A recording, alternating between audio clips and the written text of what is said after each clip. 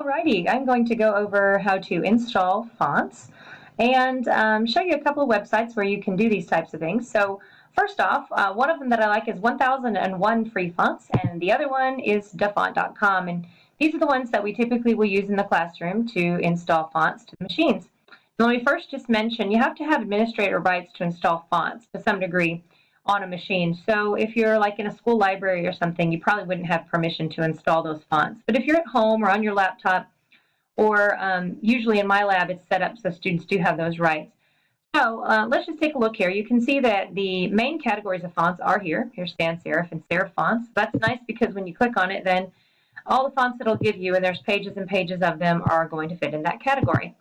Sometimes these fonts fit in multiple categories as well. So let me click on this one, Optimus Principes. And when you click on it, then you can see here however many versions there are. And some files have more than one. So this has two font files. And you can see there's just a regular Principes and a semi-bold Principes, just a little bit darker and takes up more space. When you scroll down, you can see the character sets. You can see what letters look like, and if they have an entire character set. Some character sets do not have all of the punctuation marks. Some do not have all these special characters. You can see this person did not do special characters for lots of these.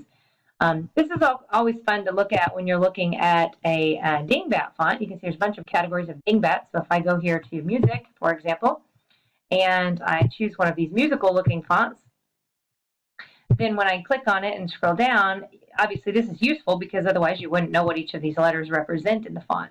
So these people creating these cute little music fonts have just basically drawn a bunch of musical things in place of letters and special characters and so forth. And you can see they skipped several as well on here.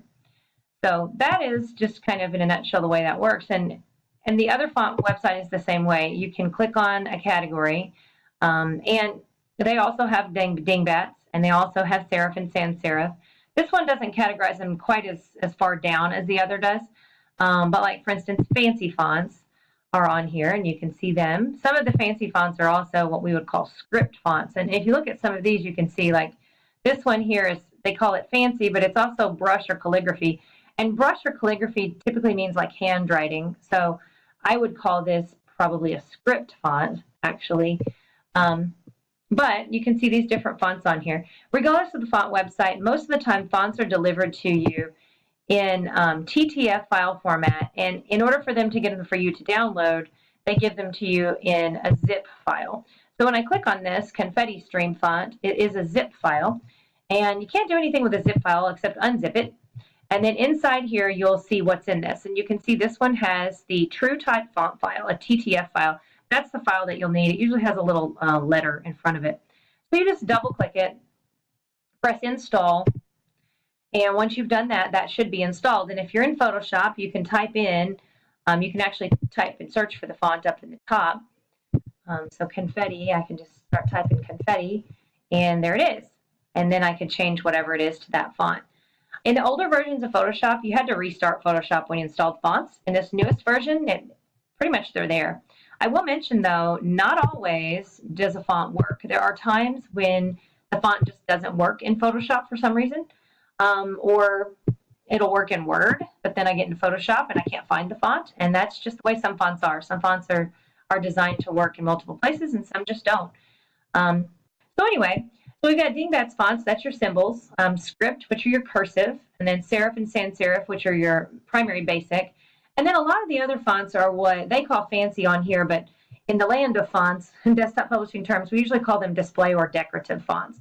And these are like just fonts that, you know, I mean, they could also be considered serif or sans serif, but because of the nature of the font, because it's like bolder and something you'd use for headings or like maybe on a poster really big, they also then put them in kind of a display or decorative category.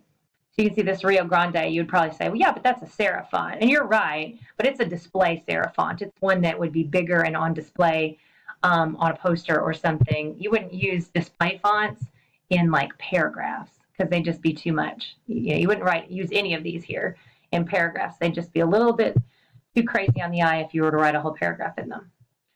So anyway, you're probably aware already, but you can type in your name or something else in the preview box, and that's on both of these font websites. And then you can kind of preview what it's going to look like. That'll give you a better idea of whether that font's going to meet your needs or not.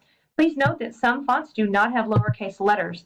So when you click on a font, you'll see again its versions. This one has an outline version and a solid version. But then when we come down here, notice that there are no lowercase letters. They look exactly like the uppercase letters. Some fonts do that, and the lowercase are just smaller, like small caps. But and you see this font doesn't have hardly any punctuation either. So depending on what you're doing with a font, you'll want to examine that character set. I feel like examining a character set's kind of a big deal if you're going to use a font for something. So there you go. That's just kind of in a nutshell, a little bit more about fonts and some of the categories and how to install a font.